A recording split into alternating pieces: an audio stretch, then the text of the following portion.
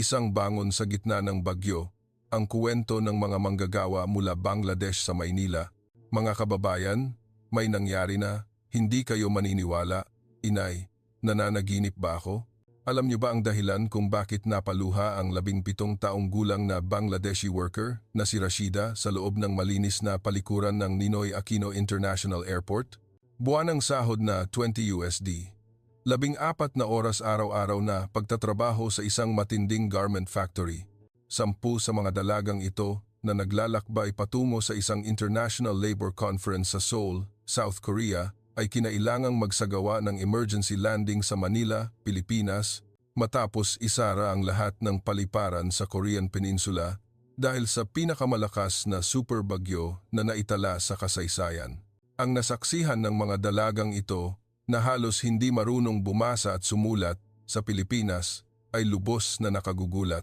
Kahit kami na nagtatrabaho sa pabrika, tinatrato pala kaming tao. Goan. Suba. Wala ni isa ang nag-aakalang ang salitang iyon ng isang 18 taong gulang na dalaga ang yayanig sa buong industriya ng garment sa Bangladesh pag-uwi nila. Bago tayo magpatuloy, kung maaari lang, paki-like at subscribe upang mas marami pa akong maibahaging kwento na makapupukaw damdamin tulad nito. Kumusta po? Ako si Maria Reyes. 15 taon na akong nagtatrabaho bilang interpreter sa mga International Labor Conference. Ang nangyari sa akin noong Nobyembre ng nakaraang taon ay nananatiling sariwa sa aking alaala bilang pinakamatindi kong karanasan sa aking buong karera bilang interpreter. Noong araw na iyon, ako ang naatasan na maging interpreter ng 10 kinatawan mula sa Bangladesh na pupunta sa East Asia Labor Union Conference sa Seoul. Ngunit hindi sila ordinaryong mga kinatawan. Lahat sila ay aktibong manggagawa sa garment factory na may edad na 15 hanggang 20 at pinili sila ng Bangladesh Labor Union Federation. Ang pinakabata, si Fatima, na 15 taong gulang, ay nagtatrabaho na sa pabrika simula pa noong siya ay 12 at siya ang bumubuhay sa 8 miyembro ng kanyang pamilya. Si Rashida, 17, ay hindi marunong bumasa at sumulat, ngunit siya ang pinakamahusay magtahi sa buong pabrika. Si Nasrin, 18, ang leader ng grupo at siya ang patuloy na naglalakas loob na humingi ng pagbabago sa masamang kondisyon ng kanilang paggawa. Mga kababayan, alam niyo ba kung gaano kaliit ang buwan ng sahod na 20 USD? Katumbas lamang iyan ng 2 pambili ng kape sa isang sikat na coffee shop sa Makati, ngunit iyon ang sahod nila sa isang buong buwan ng pagtatrabaho mula alas 6 ng umaga hanggang alas 8 ng gabi na may 3 minutong pahinga lamang. Bawal silang magpunta sa palikuran ng matagal at kung magkakasakit sila at liliban, ibabawas iyon sa kanilang sahod. Nang umalis sila sa Dhaka Airport, bakas sa mukha ng mga dalaga ang matinding pag-aalala. Ito ang una nilang pagkakataon sa ibang bansa at una nilang sakay sa eroplano. Ate, babagsak po ba ang eroplano? Tanong ni Fatima sa nanginginig na boses. Kung mamamatay ako, walang kakainin ng pamilya ko. Port, Iko. Lumipad ang eroplano mula sa Dhaka ayon sa iskedul patungo sa Hilagang Silangan. Ang ruta ay dadaan sa Bay of Bengal, tatawid sa Myanmar at papuntang Timog China. 4 na oras pagkatapos ng paglipad, nang papalapit na sila sa South Korea, tumunog ang emergency announcement ng piloto. Ipinapaalam po namin sa inyo na ang pinakamalakas na super bagyo na naitala sa kasaysayan ay tumama sa Korean Peninsula. Dahil sa hangin na umaabot sa 70 kph, isinara ang lahat ng paliparan sa South Korea. Para sa kaligtasan, magsasagawa po tayo ng emergency landing sa Ninoy Aquino International Airport sa Maynila, Pilipinas. Nagpanik ang mga dalaga. Bagyo! Napakalakas na bagyo! Nanginginig sila sa takot. Babagsak ba ang eroplano? Tanong ni Nasrin habang lumuluha. Nag-alala rin ako.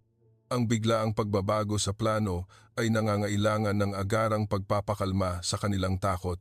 Ipinaliwanag ko sa kanila, ang Pilipinas ay isang bansang sanay sa bagyo. Doon muna tayo maghihintay hanggang sa makalipas ang bagyo sa Korea. Ngunit wala silang alam tungkol sa Pilipinas. Nakakatakot po ba ang Pilipinas? Tanong ni Fatima sa nanginginig na boses. Pagsilip sa bintana, Talagang nakita naming umiikot ang ulap at umuuga ang aming eroplano. Ngunit matindi ang kakayahan ng piloto at nakapag-landing ng ligtas sa Naya bandang 10:00 ng gabi. Nang bumaba kami ng eroplano at sumakay sa unang escalator, mahinang napabulalas si Fatima. Ang ganda. Lahat sila ay namangha sa kalinisan at liwanag ng paliparan. Habang naghihintay sa immigration, dumating ang unang shock.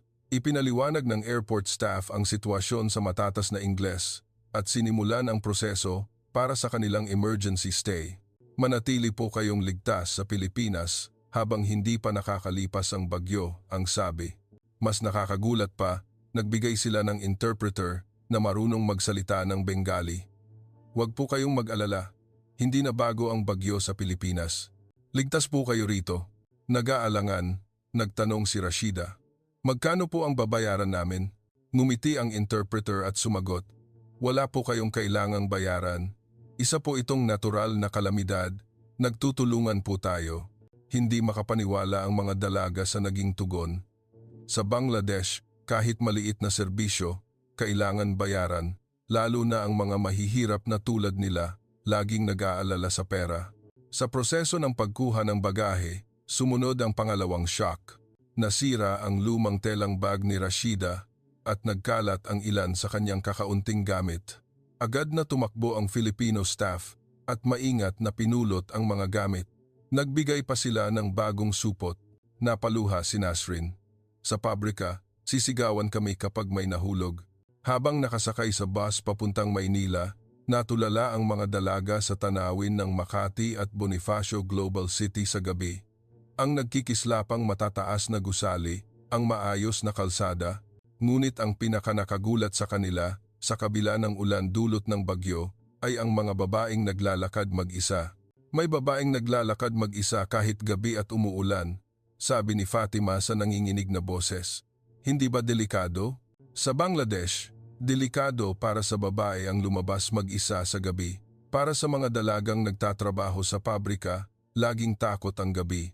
Ipinaliwanag ng Filipino driver sa Ingles, ligtas po sa Pilipinas kahit gabi at may bagyo, lalo na sa mga lugar na ito. Maaari pong maglakad ang babae ng mag-isa. Dumating kami sa hotel sa Pasay, Makati lampas 2:00 na ng hating gabi. Nakita ng front desk staff ang pagod ng mga dalaga at agad na nagbigay ng tsaa at biskwit. Habang umiinom ng mainit na tsaa na libreng ibinigay, sinabi ni Nasrin sa akin, bakit ganoon na lang ang kabaitan ng mga Pilipino? Wala ba silang hinihintay na kapalit?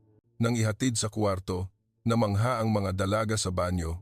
Malinis at maluwag, may faucet na may mainit na tubig, at higit sa lahat may personal na tuwalya para sa bawat isa. Napaluha si Rashida at sinabi, pwede ba kaming matulog sa ganito kalinis na lugar? Kinabukasan ng umaga, patuloy ang pag-iwas ng bagyo sa Korea. Nanatili ang hangin sa 15 kph at ang pagbubukas ng paliparan ay hindi bababa sa 24 oras pa. Kinailangan naming manatili ng isa pang araw sa Pilipinas. Ang buffet breakfast sa hotel ay ang pinakamalaking pagtataka sa buhay ng mga dalaga. Buffet na walang limitasyon, sariwang gulay at prutas, at mainit na pagkain. Ngunit ang pinakanakapukaw damdamin sa kanila ay ang kultura ng mga Pilipino na huwag magtapon ng pagkain. Kasalanan ang magtapon ng pagkain, sabi ni Fatima habang kumukuha ng kaunting pagkain. Para sa kanila, na may mga araw na isa lang ang kinakain, alam na alam nila ang kahalagahan ng pagkain. Kinailangang bumisita kami sa isang kalapit na public library sa umaga. Sa pagpasok pa lang, naroon na ang unang shock. Nagtaka ang mga dalaga sa anunsyo na libre ito para sa lahat. Nagtanong si Nasrin sa librarian, talaga pong walang bayad? Opo, syempre. Lahat ng may gustong matuto ay malugod na tinatanggap. Kahit hindi sila marunong bumasa at sumulat, lumiwanag ang kanilang mga mata nang makita nila ang mga bata na masayang nagbabasa ng picture books. Mahinang sinabi ni Rashida, gusto ko ring matutong magbasa. Sa study space ng library, nakita nila ang maraming tao na tahimik na nag-aaral, mula matatanda hanggang kabataan, namangha sila na patuloy ang pag-aaral anuman ang edad. Pagkatapos, nabigyan kami ng pagkakataon na bumisita sa isang kalapit na elementarya. Sa kagandahang loob ng principal, pinayagan kaming tingnan ang klase.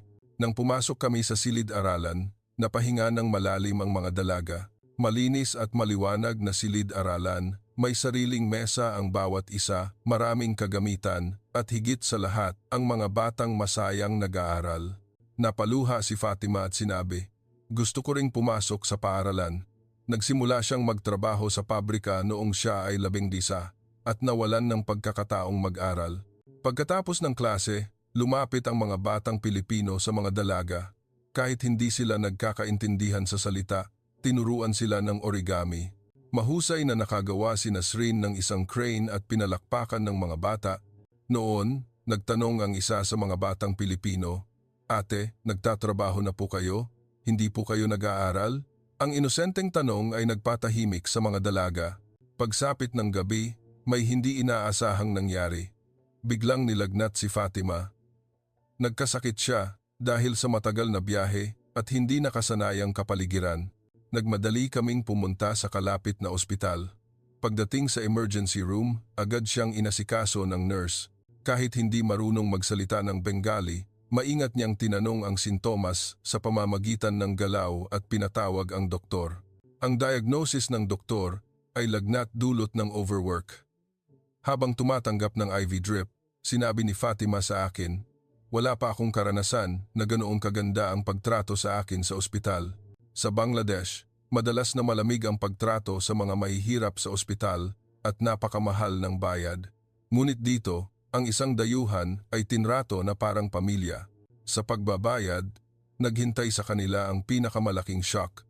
Ang medical fee at gamot ay mas mababa kaysa sa inaasahan nila. Bukod pa rito, ipinaliwanag ng social worker ng ospital ang tungkol sa Economic Assistance Program. Naantig si Nasrin at sinabi, kahit magkasakit, hindi na pala kailangang mag-alala sa pera. Pagsapit ng ikalawang umaga, ganap na nagbago ang ekspresyon ng mga dalaga, na wala ang pag-aalala, napuno sila ng kuryosidad. Sa araw na ito, binalak naming tingnan ang Maynila.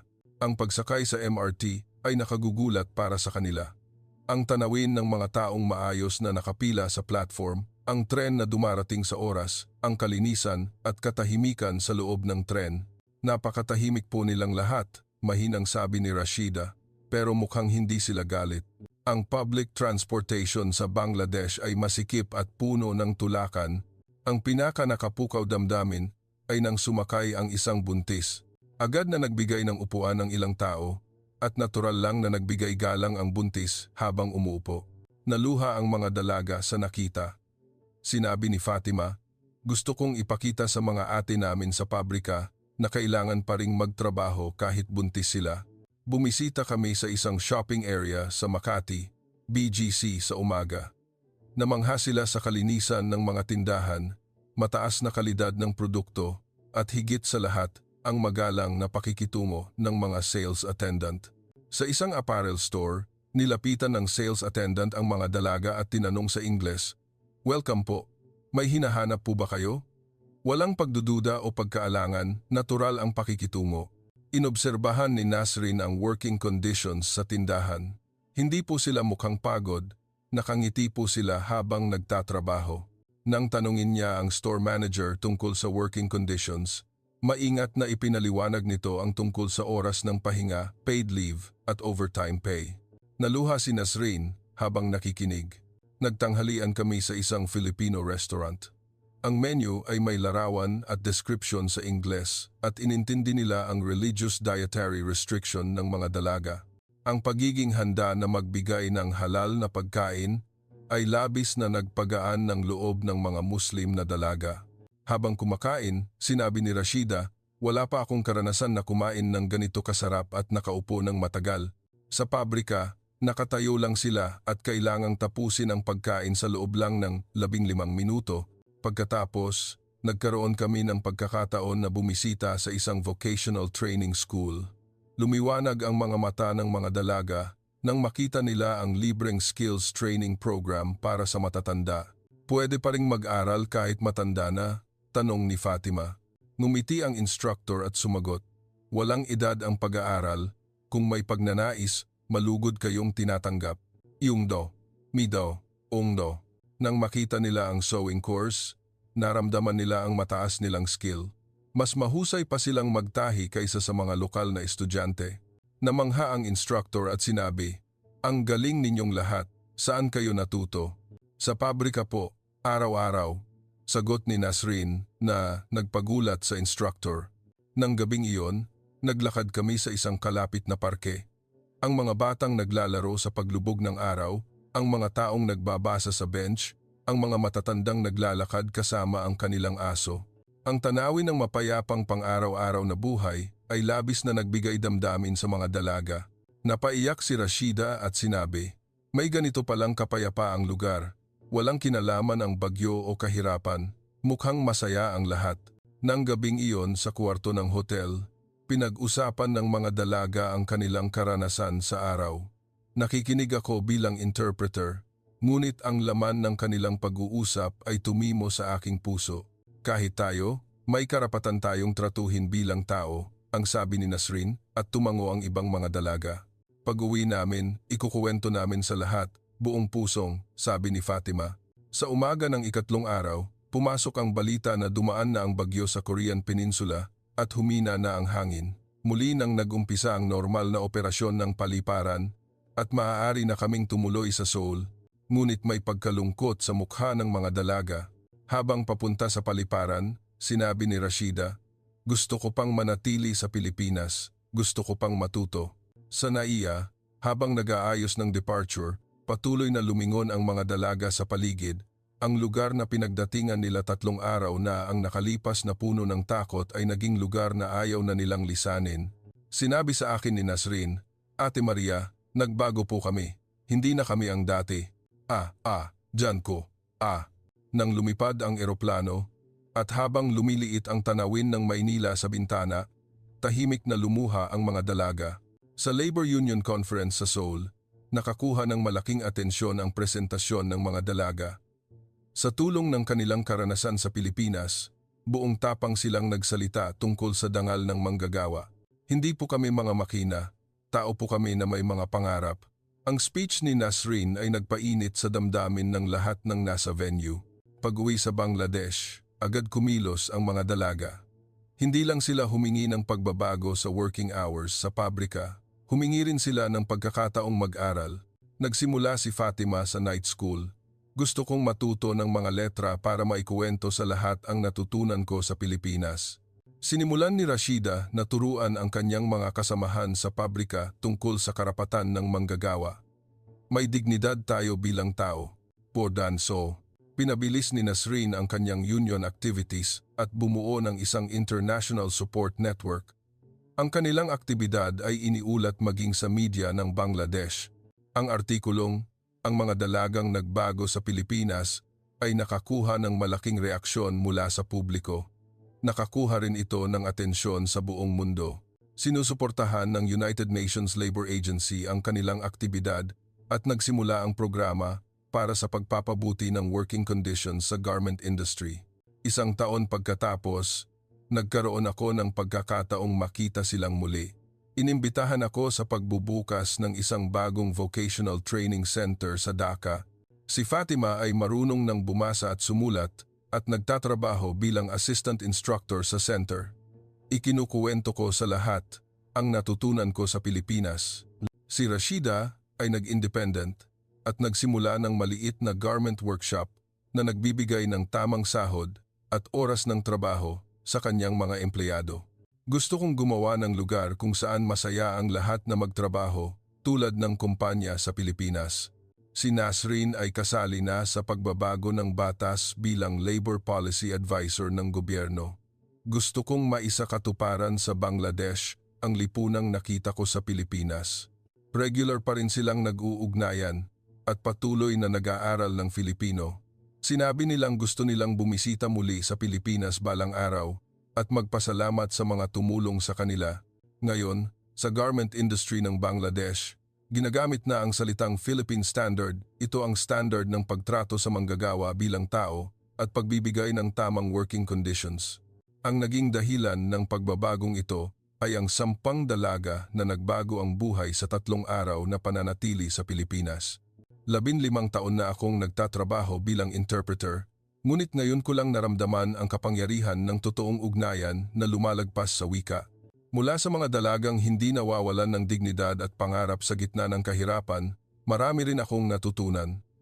Ang mahusay na sistema at kultura ng Pilipinas ay hindi dapat ituring na normal.